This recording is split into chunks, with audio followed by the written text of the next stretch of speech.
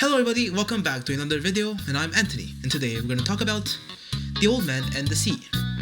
My English teacher, when I first told her that I was going to read it, she said, and I quote, "Nothing happens in that book." And today, I'm here to prove her wrong.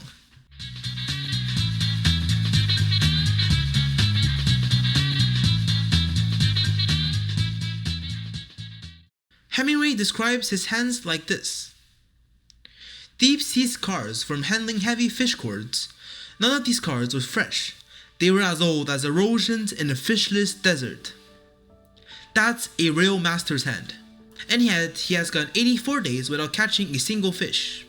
Doesn't that seem strange? A master at his own game losing this badly. It could say it's bad luck. But I want to say, luck in this book is not what you think it is. Remember, we are in September, the month when the great fish come. Anyone can be a fisherman in May. He doesn't care about small fish. Think about it. If you are a national Canadian tennis champion, would you show up to play at a Montreal weekend tournament? Of course not. Not because you're lazy, but because that's not the game you're playing. Now, someone might say, okay, look at how poor this man is. Shouldn't he fish more, small or big, just to improve his living conditions? His shirt had been patched so many times that it was like the cell, and the patches were faded so many different shades by the sun. He was barefooted. That's a fair observation. But let's take a step back. Look at his entire environment. He lives in a small village in Havana. Everyone around him is poor. Whatever he catches, it only moves him from last place to second to last. He doesn't regard these small improvements worth the hustle. His economic conditions can limit his ambition. Santiago wasn't unlucky, he was selectively unlucky. He refused small fish. His pride wouldn't let him. His ambitions were far more than a few little fish.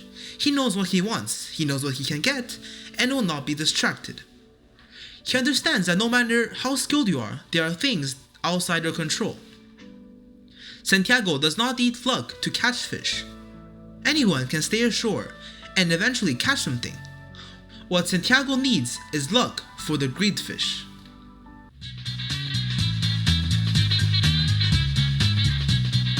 Hemingway makes this visual and deliberate. All the other boats spread out near the mouth of the harbor. Santiago heads far out. He leads everyone behind. When something is working and everyone rushes toward it, the instinct is to follow. Warren Buffett built his entire philosophy around resisting exactly that. He says, "You must have the courage to stand alone when the majority is heading off a cliff. Success depends on staying calm when the others panic." Santiago didn't follow the crowd. He followed what he believed. The birds, the flying fish, his own reading of the sea. He watches the flying fish. Perhaps my big fish is around them.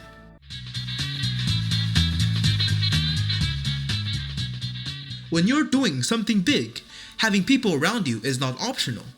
The friendship between Santiago and Madeline is the emotional anchor of this book. Knowing someone is there for you is a massive relief in any difficult situation. Madeline brings in food. He offers fresh sardines for bait. They eat together. He believes in Santiago when nobody else does. But, and this is crucial, Santiago goes out alone. And at some point in the middle of the ocean, 3 days in it, hands bleeding, he says, "I wish I had a boy to help me." And then he keeps going. That's the distinction. Support is fuel. Dependency is an anchor.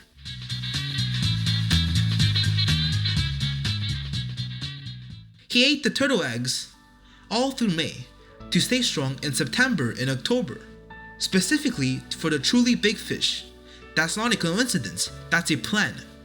Preparation is what most people wait for the opportunity first and then try to prepare. Santiago prepared first and let the opportunity come to him.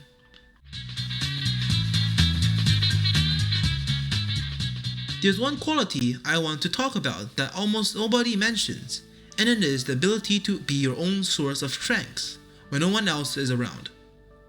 Santiago talks to himself the entire journey, out loud, to push back against the silence of the open ocean. There's one specific moment that stays with me. He recalls a hand game, a wrestling match, with the strongest man on the dock. a big black man for Cienfuegos. He remembers how intimidating he was, how long the match lasted, how blood came out from under both their fingernails. And he tells himself that story in the middle of the ocean, alone and exhausted, to remind himself of what he is capable of. He becomes his own motivational speaker. That is a skill, and every entrepreneur needs it, because there will be long stretches when no investors, no partners, no mentors here. The only voice you have is yours. What you tell yourself in those moments is what separates people who continue from people who quit.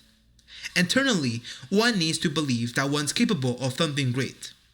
That's why Hemingway writes, "His eyes were cheerful and undefeated. Not successful, not comfortable, undefeated."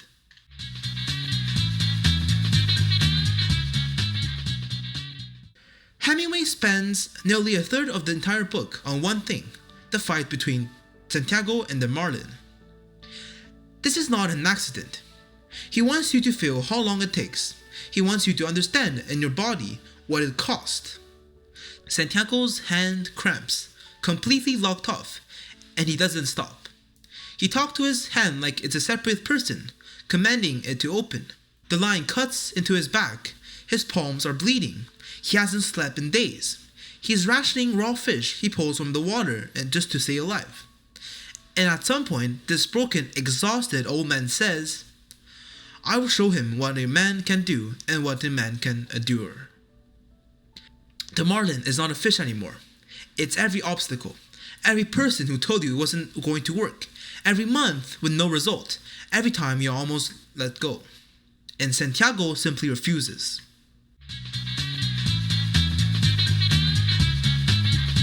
This is the question the whole book is asking. Because at the end, after all of it, he comes back with bones. The sharks got the marlin. There's nothing left but a skeleton. If you say that's a failure, you've been looking at the wrong thing. Let me tell you about Steve Jobs. In 1985, Jobs was pushed out of Apple, the company he built, by his own board, squeezed out by his shareholders who decided they didn't need him anymore. He was 30 years old and had just lost the thing he devoted his life to. With what he had left, he purchased a small computer graphics division from Lucasfilm. He renamed it Pixar. At a time when computer animation wasn't a real industry yet, when nobody believed it was viable, Jobs bought in financially and spiritually. He believed in something nobody else could see. In 1995, 10 years after being thrown out, Pixar released Toy Story, the first fully computer animated feature film in history. It changed everything. And Apple, the company that pushed him out, was struggling without him. When they see his success with animation, finally in 1997, they acquired his other company, Next, just to bring him back, and he returned as CEO. Before I explain anything else, let's look at another example. Elon Musk, 2008. SpaceX had just had its third consecutive failed rocket launch. Tesla was days away from bankruptcy. Musk had poured everything, his entire PayPal fortune, into both companies. He had almost nothing left. But here's what happened. The people who had watched him build, who had seen what he was capable of, they didn't see failure. They saw the carcass. And the carcass was impressive enough. Investors gave Tesla a last-minute lifeline. SpaceX launched a fourth rocket which succeeded. Shortly after, NASA awarded SpaceX a $1.6 billion contract. Now why? Because demonstrated capability is its own currency. You don't need to bring the whole fish back to shore. You just need people to see that you were the one who caught it. That's exactly what happens to Santiago. When he comes back, the other fishermen measure the skeleton, 18 feet. They go silent. And Manolin, who had been forced by his parents to leave and fish on a more successful boat, comes back. The skeleton restored the belief. The belief it creates in others, the confidence it gives them to invest in you. When you're successful, you can never keep everything for yourself. In a capitalist world, sharks will always come for the big success.